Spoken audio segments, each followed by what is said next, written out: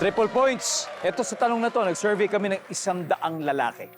Top 4 answers on the board. Kapag gagawin mo ito, ikaw ay naghuhubad. Go! Ito, Alec. Maliligo. Magogoli. Survey. Top answer. Game? Play? Of course, play. Okay, let's go. Iwan, balik muna.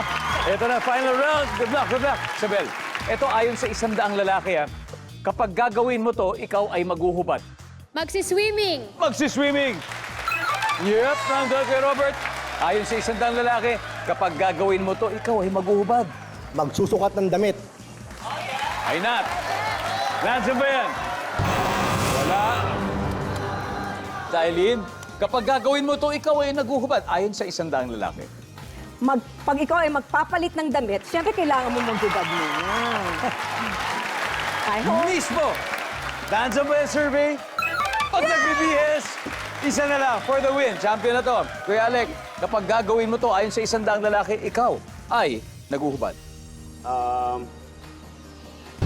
Okay. Team, okay na to. Huddle, one last chance, Isabel. Kailangan makuha mo na to. Kapag gagawin mo ito, ikaw ay naghuhubad. Mag-cook. Magkukook. Team, okay na to. Pagkakataon nyo na to dahil kung hindi nyo makuha to, mananalo sila, Yuan. Eto, ayon sa 100 lalaki, kapag gagawin mo ito, ikaw ay maghuhubad. Dudume. Dulo na eh. Sir Gary, Magpapamasahe. magpapamasahe. Mami Grace, kapag gagawin mo to, ikaw maghuhubad ayon sa 100 lalaki, ano kaya? Sisiping.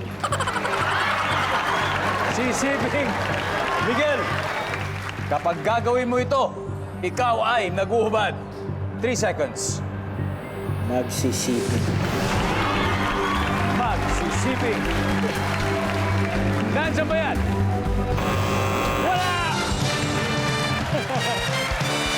Ano kaya to? Tignan natin. Number 4. Papapawis exercise. Ang ating final score, Team Lasang Langit, 379. At syempre, Team Okay na to, 171. Okay, napakagaling naman eh.